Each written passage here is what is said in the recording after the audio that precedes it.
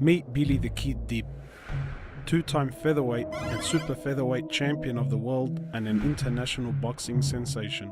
Yet despite all the glitz and glamour that comes along with being a former two-time world champion, there's an untold story that Billy hides behind his all-too-familiar smile. We sat down with him to uncover the painful hidden truths of what it means to be a former champion of the world. To many, becoming world champion is an accomplishment like no other, and to Billy, this was no different. Tell me about the moment you became world champion for the first time. I could not believe it.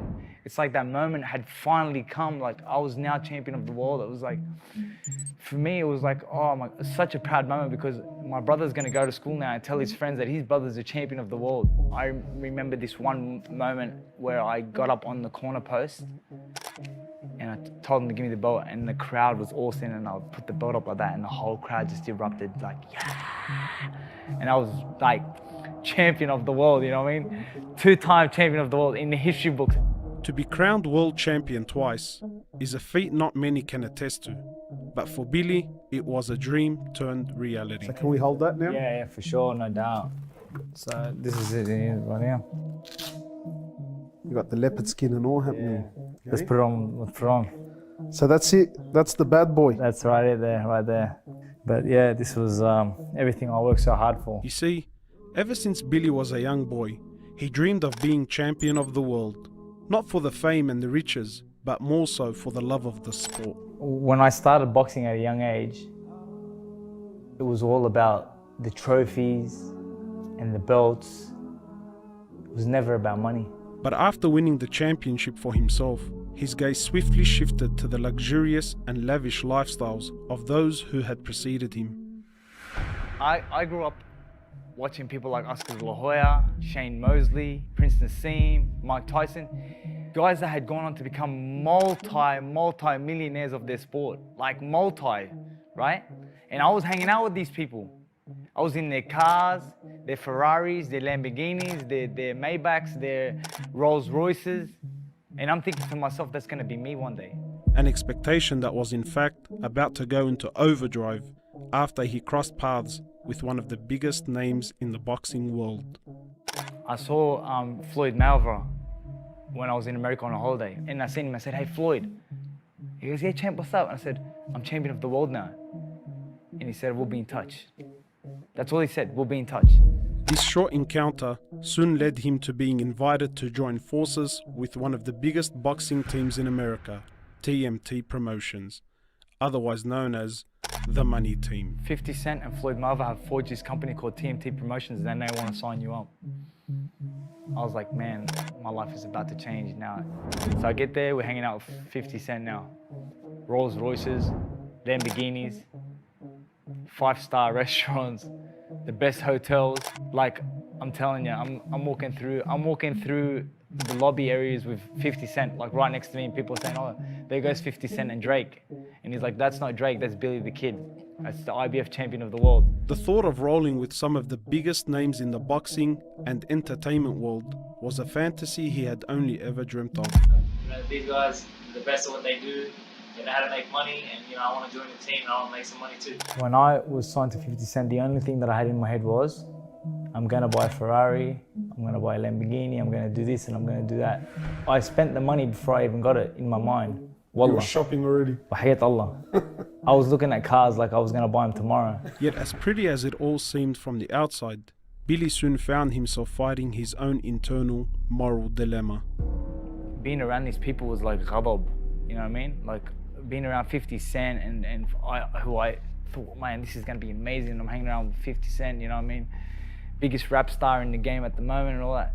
Wallah, it became like ghadab. Things that he wanted me to be involved in, which I never took part in, you know, come to his parties and I never took any part of that. And I think because I never took part in any of that, he didn't gravitate, or I didn't gravitate towards him because of that situation, you know? Already struggling to fit in, Billy's term with TMT was soon to fall off course, following an internal conflict, causing TMT Promotions to eventually split. To make matters worse, this was all happening right before a major world title fight Billy was preparing for. 50 Cent he says to me, oh look, I'm not going to be able to pay you the money that I promised you and whatever. And I'm like, he's doing this to me the day before the fight, playing with my head, you know what I mean? Like, I kind of felt like he was against me, you know what I mean? Like he was working against me. Well, the next day the fight is on. I ring up my mum on the way to the venue and I said, hey mum.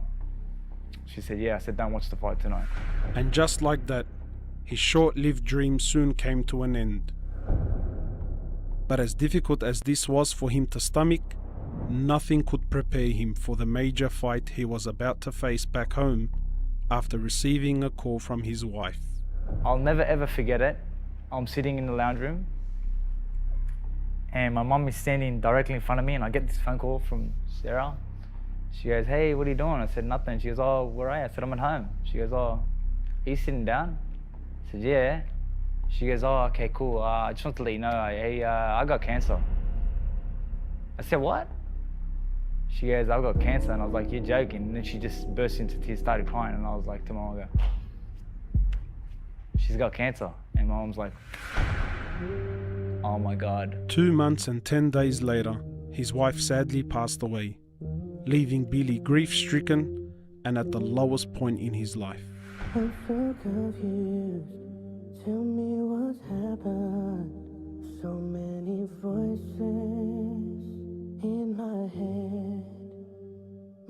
The saddest part I remember of this whole experience was, I remember her father. It was like, he said to the doctor, he goes, his exact way of doing it was like, what do you mean? What do you mean?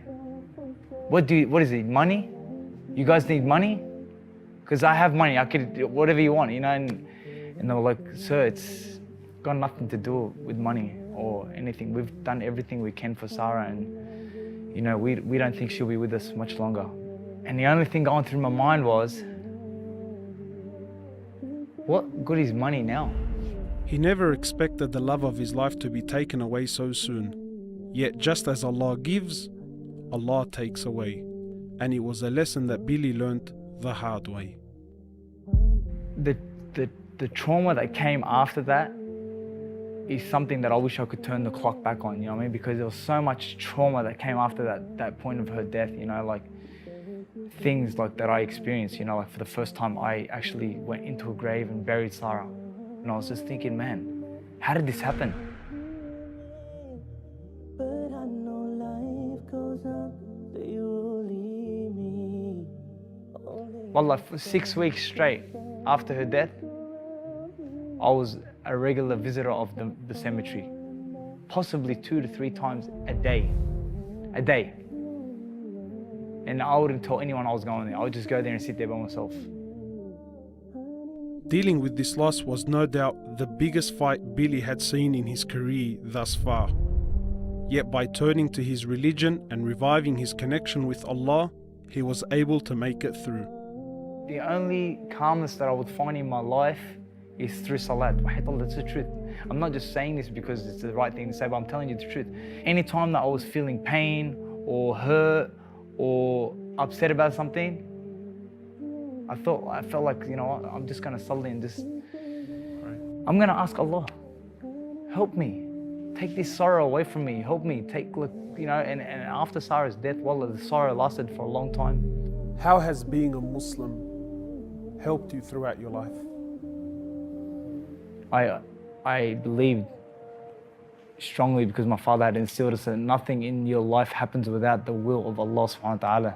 And everything that you face is a test, and any calamity that you face is just a test, and it's just about doing your best to come out better on the other side. It's a test, everything's a test. And Sarah's death was a major test for me. Losing fights was a big test for me. And I just felt like I got through them because, you know, because I remained steadfast and I stayed on my belief that, khalas, this is what Allah had willed for me. You see, all along, Billy thought being world champion would promise him a life of riches and happiness. Yet through his roller coaster of a journey, he has slowly come to realize the bitter reality. And you know what I used to say? Just this preparation for a lifetime of happiness. Because I believed that this belt was going to bring me a lifetime of happiness. And then Allah showed you the happiness doesn't come through a title, you know what I mean? Comes from Allah. That's right.